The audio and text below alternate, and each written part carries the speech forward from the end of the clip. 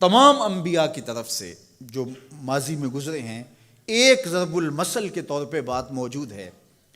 اور یہ بات میرے اور آپ کے آقا و مولا نے ہمیں پہنچائی، اور وہ یہ کہ اذا لم تستحی فاصنع ما شئت،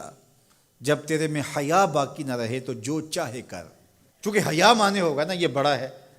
حیا مانے ہوگا کہ یہ ماں ہے اور یہ بات میں نے نہیں کہنی، حیا روکے گا کہ یہ باپ ہے اس کے سامنے یہ کام نہیں کرنا، حیا روکے گا کہ یہ میرے رسول صلی اللہ علیہ وسلم کی طرف سے ممانعت ہے اور میں حضور علیہ السلام کا سامنا کل قیامت کے دن کرنا ہے،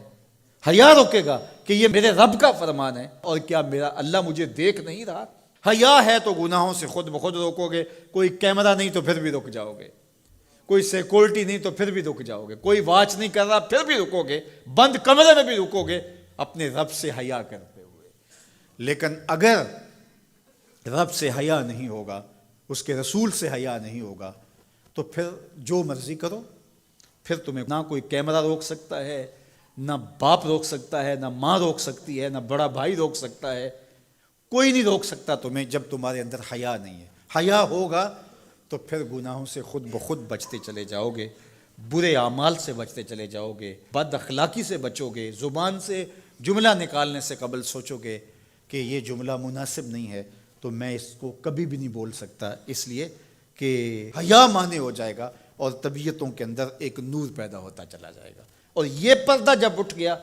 اور یہ ڈر جب ختم ہو گیا تو پھر راستے صاف ہو جاتے ہیں، جو مرضی کرتا رہو، پھر کوئی پرواہ نہیں ہوتی ہے۔ مدینہ المنورہ میں صحابہ تشریف فرما تھے کہ ایک خاتون گزری،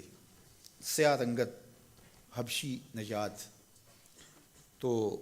ایک صحابی فرمانے لگے اگر جنتی خاتون دیکھنی ہے تو یہ خاتون جا رہی ہے۔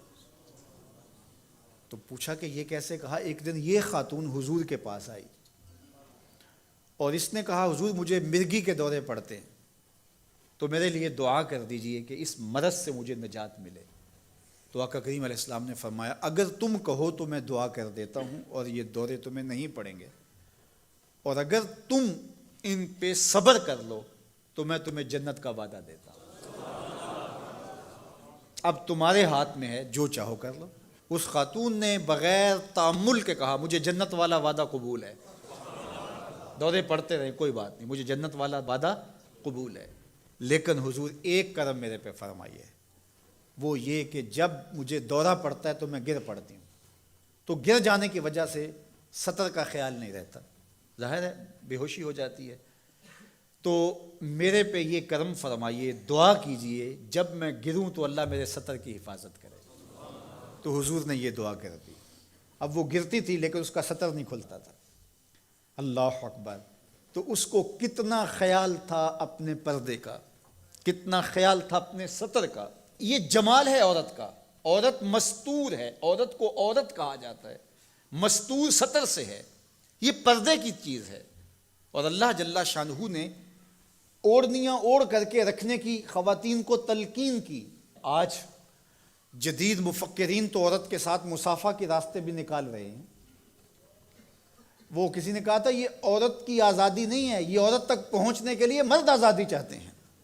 عورت سمجھتی ہے مجھے آزادی مل رہی ہے، یہ تجھے آزادی نہیں دی جا رہی، یہ تیری آبرو کو، تیری عزت کو، تیری ناموس کو تار تار کرنے کے لیے یہ مرد آزادی چاہ رہا ہے، یہ آوارہ لوگ آزادی چاہ رہے ہیں،